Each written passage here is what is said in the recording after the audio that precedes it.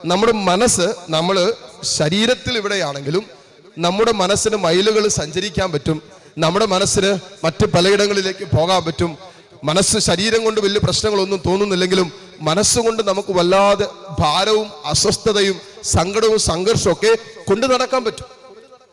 പുറമേ നോക്കുമ്പോൾ ഞാൻ ചിരിക്കുന്നുണ്ട്, പുഞ്ചിരിക്കുന്നുണ്ട്, നല്ല ചിരിയൊക്കെയാണ്, കുഴപ്പമൊന്നുമില്ല, അച്ഛൻ നന്നായിട്ടൊക്കെ ചിരിക്കുന്നുണ്ട്. പക്ഷേ എൻ്റെ ഉള്ളിലൂടെ കടന്നു പോകുന്നത് ഒരുപക്ഷെ നിങ്ങൾക്ക് മനസ്സിലാവണമെന്നില്ല. ഞാനൊരാളെ കണ്ട് അവര് ഷെയർ ചെയ്ത് സംസാരിച്ച് കഴിഞ്ഞപ്പോൾ എക്സ്ട്രാ ഡീസൻ്റ് ആണ്, വലിയ ദൈവാനുഭവമാണ് പറഞ്ഞതൊക്കെ, അല്ലെങ്കിൽ പങ്കുവെച്ചതൊക്കെ അതുപോലുള്ള ദൈവാനുഭവങ്ങളാണ്. അത് കേട്ടപ്പോൾ നമുക്ക് പ്രതീക്ഷയുണ്ടായി, നമുക്ക് വലിയ പ്രത്യാശ ഉണ്ടായി, നമ്മൾ ദൈവത്തെ സ്തുതിക്കാൻ തുടങ്ങി. പക്ഷേ ഇവര് തിരിച്ചു പോകുമ്പോൾ ഇവരുടെ സ്വകാര്യ ജീവിതത്തിൻ്റെതായ സങ്കടങ്ങളും വേദനകളും മനസ്സിൻ്റെതായ അസ്വസ്ഥതകളും അപ്പോഴും അവരെ ഭരിക്കുന്നുണ്ടോ നമുക്കറിയില്ല.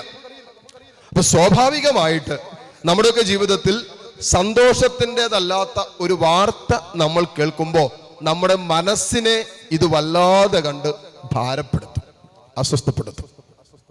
ഹല്ലേലൂയ. ശരീരത്തിൽ അസ്വസ്ഥതകൾ ഉണ്ടാക്കുന്നതിന് മുമ്പേ ഇത് നമ്മുടെ മനസ്സിനെ വല്ലാതെ കണ്ടങ്ങട് അസ്വസ്ഥപ്പെടുത്തും. ഇനി ശ്രദ്ധിക്കുക, ഇങ്ങനെ ഒരു ജീവിതാനുഭവത്തിന്റെ നടുവിൽ നിൽക്കുമ്പോൾ എൻ്റെ മനസ്സ് അസ്വസ്ഥപ്പെട്ടിരിക്കുമ്പോൾ, ഇവിടെ ഞാൻ വീണ്ടും ആവർത്തിക്കുകയാണ്, മനസ്സ് അസ്വസ്ഥപ്പെട്ടിരിക്കുന്ന ജീവിതാനുഭവത്തിന്റെ നടുവിൽ ദൈവത്തിനും ഒരു പദ്ധതിയുണ്ട്. ദൈവവും സംസാരിക്കുന്നുണ്ട്, പിശാചും നമ്മളോട് സംസാരിക്കുന്നുണ്ട്. പറഞ്ഞ ഹല്ലേലൂയ, ഹല്ലേലൂയ. നമ്മൾ വല്ലാതെ മനസ്സ് ഭാരപ്പെട്ടിരിക്കുമ്പോ, സങ്കടപ്പെട്ടിരിക്കുമ്പോ, വിഷമിച്ചിരിക്കുമ്പോ നമ്മുടെ മനസ്സിനോട് ദൈവവും സംസാരിക്കുന്നുണ്ട്, പിശാചും സംസാരിക്കുന്നുണ്ട്. ഇപ്പോ എൻ്റെ ഒരു ഉദാഹരണം തന്നെ പറയാം, പിന്നെ കുഴപ്പമില്ലല്ലോ. പരീക്ഷത്തിന്റെ വേർപാട് എന്നെ വല്ലാതെ കണ്ടങ്ങോട്ട് സങ്കടത്തിലാണ്. മാനുഷികമായിട്ടുള്ള സങ്കടവും വേദനയും. അനീഷിച്ചൻ ഹോസ്പിറ്റലിൽ കടന്ന ദിനങ്ങളിലൊക്കെ എനിക്ക് ഉറങ്ങാൻ പോലും പറ്റിയില്ല. ഉറങ്ങാൻ കിടക്കുമ്പോൾ സഹോദര വൈദിക വെന്റിലേറ്റർ കിടക്കുമ്പോൾ എങ്ങനെ ഉറങ്ങാൻ പറ്റും? അപ്പോൾ നമ്മൾ ഉണർന്നിരുന്ന് പ്രാർത്ഥന, പകലും ഉറങ്ങാൻ നോക്കി ഉറങ്ങാൻ പറ്റുന്നില്ല, പ്രാർത്ഥന, രാത്രി ഉറങ്ങാൻ കിടന്നാൽ ഉറങ്ങാൻ പറ്റുന്നില്ല. അത്രയും സമയം കൂടി സഹോദര വൈദികന് വേണ്ടി പ്രാർത്ഥിക്കാമെന്ന് ഓർത്ത് നമ്മൾ രാവും പകലും പ്രാർത്ഥിച്ചുകൊണ്ടിരിക്കുക.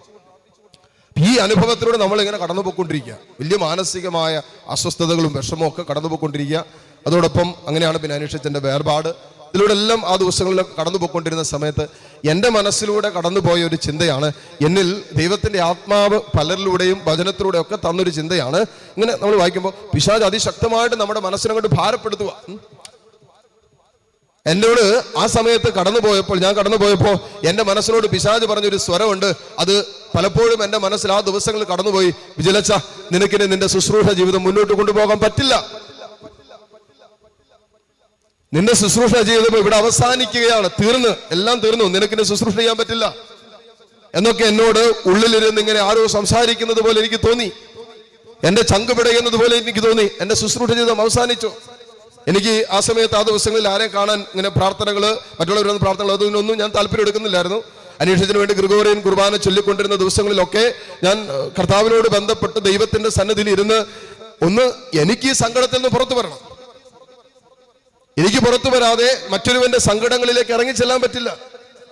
ഞാനൊരു ശുശ്രൂഷകനാണ്. തീർച്ചയായിട്ടും ദൈവരാജ്യത്തിന്റെ ശുശ്രൂഷകളിൽ എനിക്ക് നിൽക്കണമെങ്കിൽ ഞാൻ ഈ വിഷയത്തിൽ നിന്നും ഞാൻ വിടുതലെടുത്ത് പുറത്തു വന്നാൽ എനിക്ക് പുറത്തു വരാൻ പറ്റുള്ളൂ. അപ്പോഴൊക്കെ എന്റെ മനസ്സിലൂടെ കടന്നുപോയൊരു ചിന്ത എന്നാണെന്നറിയാവോ? എന്റെ മനസ്സിലേക്ക് പിശാച് കുത്തിവെച്ച ചിന്ത എന്നാന്നോ? ഇല്ല, ഇനി ഒരു ശുശ്രൂഷ ജീവിതം വിജയിച്ച നിനക്കില്ല, നിനക്ക് പറ്റില്ല, സുവിശേഷം പറയാൻ പറ്റില്ല എന്നൊക്കെ എന്റെ മനസ്സ് അത് വല്ലാത്തൊരു ഭാരം എനിക്കുണ്ടാക്കി. ആ സമയത്തൊക്കെ കർത്താവിന്റെ സന്നിധിയിലിരുന്ന് അടച്ചിട്ട മുറികളിലിരുന്ന് മണിക്കൂറുകൾ കരഞ്ഞിട്ടുണ്ട്. കരയാത്ത ദിവസങ്ങളില്ല, ദൈവസന്നിധിയിലും മണിക്കൂറുകൾ കരഞ്ഞിട്ടുണ്ട്. കർത്താവേ, നീ കഴിഞ്ഞ 12 വർഷക്കാലം എന്നെ ശുശ്രൂഷയ്ക്കായി നിർത്തിയല്ലോ, എന്റെ ശുശ്രൂഷ ജീവിതം ഇതുകൊണ്ട് അവസാനിക്കുമോ? അവിടെ കർത്താവിന്റെ സന്നിധിയിലിരുന്നപ്പോ കർത്താവ് തന്നൊരു സ്വരമാണ്, ചെറിയൊരു സ്വരമാണ്. പലരിലൂടെയും ആ ദിവസങ്ങളിൽ ആ സ്വരം എന്റെ ജീവിതത്തിലേക്ക് വന്നു. കർത്താവ് പറഞ്ഞൊരു സ്വരമാണ്, മോനെ ഇതും കടന്നു പോകേണ്ടതാണ്, ഇതും കടന്നു പോകേണ്ടതാണ്. ഇന്നലകളിൽ ഈ സമയം വരെ കൂടെ നിന്ന ഞാൻ നിന്റെ കൂടെ നാളെയുണ്ട്, അതുകൊണ്ട് ഈ അനുഭവം കടന്നു പോകേണ്ടതാണ്. പറയാമോ? Hallelujah, hallelujah. എന്റെ മനസ്സിലൂടെ ഇങ്ങനെ ഇതും കടന്നു പോകും, ഇതും കടന്നു, ഉറപ്പാണ്, ഞാനിതിൽ നിന്ന് പുറത്തു വരും. എന്റെ വൈകാരികമായ സങ്കടത്തിൽ നിന്നും വിഷമത്തിൽ നിന്നും പുറത്തു വന്നാലല്ലേ എനിക്ക് ശുശ്രൂഷ ചെയ്യാൻ പറ്റുള്ളൂ. ഞാൻ എൻ്റെ തന്നെ വൈകാരികതയിൽ നിന്നും, എൻ്റെ തന്നെ സങ്കടത്തിൽ നിന്നും, എൻ്റെ തന്നെ ദുഃഖത്തിൽ നിന്നും അല്ലേ പുറത്തു വരാതെ എനിക്ക് എങ്ങനെ അവരുടെ ദുഃഖത്തിലേക്കും വേദനകളിലേക്കും സങ്കടങ്ങളിലേക്കും കണ്ണുനീരിലേക്കും ഇറങ്ങിച്ചെല്ലാൻ പറ്റും? അപ്പോഴൊക്കെ എൻ്റെ മനസ്സിന്റെ പിന്നാമ്പുറങ്ങളിൽ നിന്ന് പിശാച് ഇങ്ങനെ സംസാരിച്ചു കൊണ്ടിരുന്നു. എല്ലാം അവസാനിച്ചു, എല്ലാം തീർന്നു, ഇനിയില്ല, ഒരു ശുശ്രൂഷ ജീവിതം ഇല്ല എന്ന് നാഴികയ്ക്ക് 40 വട്ടം എൻ്റെ ചിന്തയിലും എൻ്റെ മനസ്സിലും പറഞ്ഞ സമയം ഇപ്പോഴും എൻ്റെ മനസ്സിലുണ്ട്. അപ്പോ ആ ദിവസങ്ങളിൽ ആരെയും കാണുന്നില്ല എന്ന് തീരുമാനിച്ചു, ആർക്കും വേണ്ടി പ്രാർത്ഥിക്കുന്നില്ല എന്ന് വിചാരിച്ചു. കൗൺസിലിംഗ് ഒക്കെ 30 ദിവസം കഴിയട്ടെ, അനീഷത്തിന്റെ ഗ്രിഗോറിയൻ കുർബാന കഴിയട്ടെ. അനീഷത്തിന്റെ അമ്മയും ഇവിടെ ഉണ്ടായിരുന്നു, സഹോദരങ്ങളൊക്കെ ഉണ്ടായിരുന്നു, ഒരുമിച്ച് വിശുദ്ധ കുർബാനയൊക്കെ ചൊല്ലി പ്രാർത്ഥിക്കുമായിരുന്നു. ഞാനത് കഴിയട്ടെ എന്ന് വിചാരിച്ചു. ആ ദിവസങ്ങളിൽ കർത്താവിന്റെ കൂടെ ഇരുന്ന ദിവസങ്ങളിൽ കർത്താവിന്റെ സാന്നിധ്യത്തിൽ മാത്രമായി ചെലവഴിച്ച 10-30 ദിനങ്ങളിൽ കർത്താവിന്റെ വചനമാണ്, സങ്കീർത്തനങ്ങളാണ് എന്നെ ബലപ്പെടുത്തിയത്. ഹല്ലേലൂയ. സ്വരമെടുത്ത് പറയാമോ? Hallelujah, hallelujah. ദാവീദ് തന്റെ വേദനയുടെയും തന്റെ നൊമ്പരങ്ങളുടെയും കണ്ണുനീരിന്റെയും നടുവിലൂടെ കടന്നുപോയപ്പോൾ സങ്കീർത്തകൻ ദാവീദ് തന്റെ ഹൃദയത്തിൽ നിന്നും ഉരുത്തിരിഞ്ഞു വന്ന സങ്കീർത്തനങ്ങളാണ് എഴുതി വെച്ചിരിക്കുന്നത്. ആ സങ്കീർത്തനങ്ങളിലൂടെ കടന്നുപോയി, സങ്കീർത്തനങ്ങൾ വായിച്ചു, വചനം വായിച്ചു, സങ്കീർത്തനം വായിച്ചു. എന്നിട്ട് എങ്ങനെയെങ്കിലും എൻ്റെ മനസ്സിൽ പിശാച് കൊടുത്തു തരുന്ന ആ സ്വരം ഉണ്ടല്ലോ, അതിനെ അതിജീവിക്കാൻ ഞാനെടുത്തൊരു വെപ്രാളമുണ്ട്. അതെങ്ങനെ പറയണമെന്നും എങ്ങനെ അവതരിപ്പിക്കണമെന്ന് എനിക്കറിയില്ല. ആ ഒരു സമയത്തെ, ആ ഒരു സാഹചര്യത്തെ ഉള്ളിൽ കടന്നു പോകുന്ന, എടുക്കാൻ പറ്റാത്തതിനപ്പുറമായി വലിയൊരു ഭാരം ചങ്കിക്കൊണ്ട് നടക്കുമ്പോ, ഒരു സഹോദര വൈദികന്റെ വേർപാടിന്റെ ദുഃഖം ഉള്ളിൽ കൊണ്ട് നടക്കുമ്പോൾ ഇതിനെ എങ്ങനെ അതിജീവിക്കണമെന്ന് ആലോചിച്ച് വല്ലാതെ കണ്ട് ചങ്കുപിടഞ്ഞ ഒരു ജീവിതത്തിന്റെ നിമിഷങ്ങളിൽ ദൈവത്തിന്റെ വചനവും ദൈവ സാന്നിധ്യവും മാത്രമാണ് മക്കളെ അതിൽ നിന്ന് പുറത്തു വരാനായിട്ട് സഹായിച്ചത്. ഹല്ലേലൂയ. ഞാൻ ആലോചിക്കുകയാണ്, ആ കടന്നുപോയ ദിനങ്ങളില് പിശാച് അതിശക്തമായിട്ട് ഇങ്ങനെ സംസാരിച്ചു കൊണ്ടിരുന്ന സമയത്ത് പിശാചിന്റെ സ്വരം ഞാൻ കേട്ടിരുന്നെങ്കിൽ എന്റെ ശുശ്രൂഷ ജീവിതം ആ 30 ദിവസത്തിനകം അവസാനിച്ചേനെ. പിന്നെ ഒരിക്കലും ഈ അൽത്താരിൽ ഞാൻ നിന്ന് അതുപോലെ സങ്കടപ്പെടാനും ഭാരപ്പെടാനും ഡിസ്റ്റർബ്ഡ് ആകാനും തുടങ്ങി. ഹല്ലേലൂയ. സർവ്വത്ത് പറയാവോ? ഹല്ലേലൂയ, ഹല്ലേലൂയ എന്ന് പറഞ്ഞാൽ ഇത്രേ ഉള്ളൂ. നമ്മുടെയൊക്കെ ജീവിതത്തിൽ ഇത് ഒരു യഥാർത്ഥ ജീവിത അനുഭവമാണ്. നമുക്കും ഇതുപോലെ എടുക്കാൻ പറ്റാത്തതും സ്വീകരിക്കാൻ പറ്റാത്തതുമായ ജീവിതത്തിന്റെ, സ്വകാര്യ ജീവിതത്തിന്റെ അതുപോലെ ആഴമായ സങ്കടം സമ്മാനിക്കുന്ന, വേദന സമ്മാനിക്കുന്ന അനുഭവത്തിലൂടെ കടന്നു പോകുമ്പോ ആ സമയത്തിന്റെ മേൽ കാത്തിരിക്കുന്ന പിശാചിന്റെ കെണിയുണ്ട്. ആ സമയത്തിന് വേണ്ടി, ഇങ്ങനെ ഒരു സമയത്തിന് വേണ്ടി, എൻ്റെ മനസ്സ് ദുർബലപ്പെട്ടു പോകുന്ന ഒരു സമയത്തിന് വേണ്ടി, എൻ്റെ മനസ്സ് കലുഷിതമായിരിക്കുന്ന ഒരു സമയത്തിന് വേണ്ടി, എൻ്റെ മനസ്സ് വല്ലാതെ ഭാരപ്പെടുന്ന ഒരു സമയത്തിന് വേണ്ടി കഴിഞ്ഞ 12 വർഷക്കാലം കാത്തിരുന്ന പിശാചിന്റെ സ്വാധീനം, പ്രവൃത്തി ആ ദിവസങ്ങളിൽ എനിക്ക് മനസ്സിലാക്കാൻ പറ്റി. ഹല്ലേലൂയ. കഴിഞ്ഞ 12 വർഷക്കാലത്തിൽ ഇത്രയും എൻ്റെ മനസ്സിനെ പിടിച്ചു കുലക്കിയ, അസ്വസ്ഥപ്പെടുത്തിയ ഒരു ജീവിത സാഹചര്യം കടന്നു പോയിട്ടില്ല. പ്രശ്നങ്ങളുണ്ടായി, പ്രതിസന്ധികളുണ്ട്, രോഗങ്ങളുണ്ട്, മനസ്സിനെ അസ്വസ്ഥപ്പെടുത്തുന്ന പല വിഷയങ്ങളും അല്ലെ നമ്മൾ നമ്മുടെ ശുശ്രൂഷ ജീവിതത്തിൽ അനുഭവിക്കുന്നുണ്ട്. നമ്മുടെ സ്വകാര്യ ജീവിതത്തിൻ്റെതായ സങ്കടങ്ങളും വേദനകളും ഒക്കെ നമ്മുടെ ജീവിതത്തിൽ നമ്മൾ കടന്നു പോകുന്നുണ്ട്. പക്ഷേ എൻ്റെ മനസ്സിനെ വല്ലാതെ കണ്ടു, അതായത് പിശാചിന് എൻ്റെ മനസ്സിന്റെ മേൽ അധികാരം എടുക്കാൻ സാധ്യമാകുന്ന രീതിയിൽ മൈൻഡ് അത്രമാത്രം ഡിസ്റ്റർബ്ഡ് ആയ ഒരു സമയം എൻ്റെ ജീവിതത്തിൽ ഉണ്ടായിട്ടുണ്ടെങ്കിൽ തന്നെ നമ്മൾ അങ്ങനെ ഒരു ഡിസ്റ്റർബൻസ് വരുമ്പോൾ ഓടി ദിവികാണത്തിന്റെ മുമ്പിലേക്ക് പോയിരിക്കും, കർത്താവിന്റെ മുമ്പിൽ ഇരിക്കും, മണിക്കൂറുകൾ അവിടെ ഇരിക്കും. പുറത്തേക്ക് വരുമ്പോൾ വി ആർ ഓക്കെ. നമ്മുടെ ശുശ്രൂഷ ജീവിതത്തിലേക്കും നമ്മുടെ നോർമൽ ലൈഫിലേക്കും പിന്നെ അതേക്കുറിച്ച് നമ്മൾ ഒത്തിരി കണ്ട് ആലോചിക്കുകയോ അസ്വസ്ഥപ്പെടുകയോ അതും ചിന്തിച്ച് ബാക്കിയുള്ള നമ്മുടെ ശുശ്രൂഷ ജീവിതം നാളെ ഒന്ന് നശിപ്പിക്കാൻ നമ്മൾ ഒരിക്കലും തീരുമാനിച്ചിട്ടില്ല. പക്ഷേ ഇത് നമ്മളെ വല്ലാതെ കണ്ടങ്ങോട്ട് അസ്വസ്ഥപ്പെടുത്തി. ഈ അസ്വസ്ഥയുടെ നടുവില് പിശാച് അതിശക്തമായിട്ട് സംസാരിക്കാൻ തുടങ്ങി. ഇനി രക്ഷയില്ല, ഇനി മുന്നോട്ട് പോകാൻ പറ്റില്ല, ഇതെല്ലാം ഇവിടെ അവസാനിച്ചു, ഇനി ഒരടി മുന്നോട്ട് പോകില്ല, ശുശ്രൂഷ ജീവിതമൊക്കെ ഇവിടെ തീരാൻ പോവാ, മറ്റുള്ളവരുടെ മുമ്പിൽ ഒരു പരിഹാസപാത്രമാകാൻ പോവാ. ഉള്ളിൽ പിശാച് സംസാരിച്ചുകൊണ്ടിരുന്ന വാക്കുകളാണ് ഞാൻ ഈ പറഞ്ഞുകൊണ്ടിരിക്കുന്നത്. ഞാൻ എൻ്റെ ആത്മാവിൽ ഇങ്ങനെ നിരന്തരം ആ ദിനങ്ങളിൽ കേട്ടുകൊണ്ടിരുന്ന വാക്കുകളാണ് ഈ പറഞ്ഞുകൊണ്ടിരിക്കുന്നത്. ഇല്ല, നിനക്ക് രക്ഷയില്ല എന്ന് തന്നെ ആ വാക്ക് പറയാം. കാരണം യേശു നമ്മോട് പറയുന്ന ഏറ്റവും പ്രധാനപ്പെട്ട വാക്ക് എന്നാണെന്നറിയാവോ? ഏത് ജീവിതത്തിന്റെ അവസ്ഥയിലും മോനെ നിനക്ക് രക്ഷയുണ്ട്. ഇതാണ് പരിശുദ്ധാത്മാവ് നമ്മുടെ കാതുകളിൽ പറഞ്ഞുകൊണ്ടിരിക്കുന്നത്. ദൈവം നമ്മളോട് നിരന്തരം പറഞ്ഞുകൊണ്ടിരിക്കുന്നത്. നീ പാപത്തിന്റെ പടുക്കുഴിയിൽ വീണാലും രക്ഷയുണ്ടെന്ന് കർത്താവ് പറയും. നീ രോഗത്തിന്റെ ഏതറ്റം വരെ പോയാലും കർത്താവ് പറയും ആ അവസ്ഥയിൽ നിനക്ക് രക്ഷയുണ്ട്, സൗഖ്യമുണ്ടെന്ന്. ജീവിതത്തിന്റെ ഏത് ദുശീലത്തിന്റെയോ പാപത്തിന്റെയോ പാപബന്ധനത്തിന്റെയോ അടിമത്തത്തിലായാലും കർത്താവ് പറയും മോനെ അവിടെ നിനക്ക് രക്ഷയുണ്ട്, വിടുതലുണ്ടെന്ന്. അപ്പൊ ഈ ദൈവീക സ്വരത്തിനെതിരെ നമ്മുടെ മനസ്സ് വല്ലാതെ ഡിസ്റ്റർബ്ഡ് ആകുന്ന സമയത്ത്, സങ്കടത്തിന്റെ അഗാധത്തിലേക്ക് വീണു പോകുന്ന സമയത്ത്, നിരാശയുടെ ജീവിതത്തിന്റെ അനുഭവങ്ങളിലേക്ക് നമ്മൾ കുപ്പുകുത്തി വീഴുന്ന സമയത്ത്, പിശാച് നാളുകളായി നമ്മുടെ മേൽ അധികാരമെടുക്കാൻ കാത്തിരുന്ന, നമ്മുടെ ആത്മാവിന്റെ മേൽ നിയന്ത്രണമെടുക്കാൻ കാത്തിരുന്ന പിശാച് അപ്പോൾ ശക്തമായിട്ട് പ്രവർത്തിക്കാൻ തുടങ്ങും. സർവ്വത്തിൽ പറയാവോ ഹല്ലേലൂയ, ഹല്ലേലൂയ. വലതുമർത്തി പറഞ്ഞേ ഹല്ലേലൂയ, സർവ്വത്തിൽ പറഞ്ഞേ ഹല്ലേലൂയ, ഹല്ലേലൂയ, ഹല്ലേലൂയ. ഈ സമയങ്ങളിൽ മക്കളെ നമ്മൾ എന്തു വില കൊടുത്തും ദൈവത്തോട് ചേർന്നിരുന്ന് ദൈവത്തിന്റെ സ്വരം നമ്മുടെ ഹൃദയത്തിലെടുത്ത് പിശാചിന്റെ സ്വരത്തെ ദൈവവചനം കൊണ്ടും ദൈവസ്വരം കൊണ്ടും അതിജീവിക്കാൻ നമ്മൾ തയ്യാറാകുന്നില്ലെങ്കിൽ ആ വിഷയത്തിന്റെ മേൽ സൈറ്റൻ നമ്മുടെ മേൽ അധികാരം എടുക്കും, ഉറപ്പാണ്. അതോടുകൂടി പിന്നെ നമ്മുടെ ജീവിതം അങ്ങോട്ട് പോയി. പിന്നെ ആ വിഷയം എന്നും നമ്മുടെ ചങ്കിലൊരു കല്ലായി കിടക്കും. പിന്നെ ആ വിഷയം എന്നും നമ്മുടെ സങ്കടത്തിന്റെയും നൊമ്പരത്തിന്റെയും കണ്ണുനീരിന്റെയും പരാതിയുടെയും പരിഭവത്തിന്റെയും ആവലാതിയുടെ ഒക്കെ വിഷയമായിട്ട് എന്നും നമ്മുടെ ചങ്കി കിടക്കും. വർഷങ്ങൾ പിന്നിട്ടാലും അത് ചങ്കി കിടക്കും. അതിന് കാരണം എന്താണെന്നറിയാമോ? ആ വിഷയത്തിൽ ആ സമയത്ത് പിശാച് ഉയർത്തിയ തന്നൊരു സ്വരമുണ്ട്, അതാണ് നമ്മൾ കേട്ടത്. Hallelujah, hallelujah, hallelujah.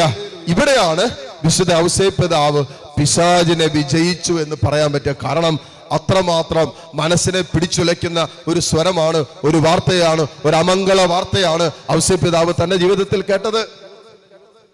വലിയ സന്തോഷം തരുന്ന വാർത്തയൊന്നുമല്ല, സങ്കടത്തിന്റെ വാർത്ത തന്നെയാണ് ഔസേപ്പ് പിതാവ് കേട്ടത്.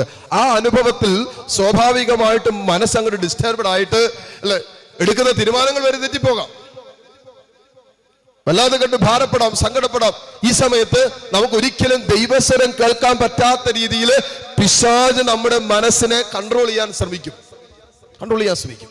അവിടെയാണ് ഔസേപ്പ് പിതാവ് ദൈവഹിതത്തിന് പൂർണ്ണമായും വിധേയപ്പെട്ടു എന്നതിന്റെ തെളിവാണ് ആ രാത്രിയുടെ യാമങ്ങളിലും ശാന്തമായി കിടന്നുറങ്ങിയപ്പോ ദൈവത്തിന്റെ ദൂതൻ ഔസേപ്പ് പിതാവിനോട് കൃത്യമായി സംസാരിക്കുകയും ദൈവസ്വരം കേൾക്കുകയും അങ്ങനെ താൻ അതുവരെ എടുത്ത തീരുമാനങ്ങളിൽ നിന്നും മാറുന്ന രീതിയിൽ ഔസേപ്പ് പിതാവിന്റെ ജീവിതം മാറുകയാണ്. അല്ലെങ്കിൽ ഔസേപ്പ് പിതാവ് ഇങ്ങനെ തീരുമാനിച്ചു അവളെ രഹസ്യമായിട്ട് ഉപേക്ഷിക്കാം.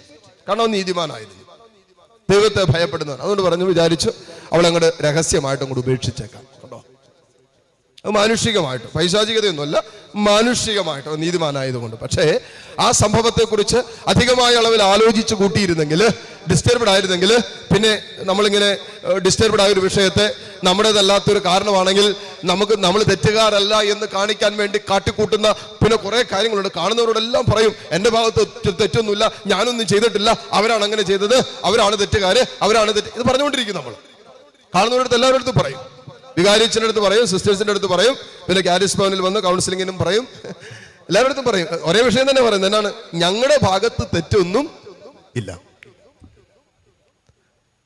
ഇതിപ്പോ ഇത്രയും പേരെടുത്ത് പറഞ്ഞത് കൊണ്ട് നിങ്ങൾ ആലോചിച്ചേ, മനസ്സിന് കുറച്ച് ആശ്വാസം ഉണ്ടാവും, അത്രേ ഉള്ളൂ. അത് അടുത്ത ആളെ കാണുമ്പോൾ ആ ആശ്വാസം വീണ്ടും പോവും, വീണ്ടും ഇത് നമ്മൾ വീണ്ടും ആവർത്തിക്കും. ആശ്വാസം പോകുന്നതുകൊണ്ടാണല്ലോ വീണ്ടും ഇത് മുഴുവൻ പറഞ്ഞുകൊണ്ടിരിക്കുന്നത്.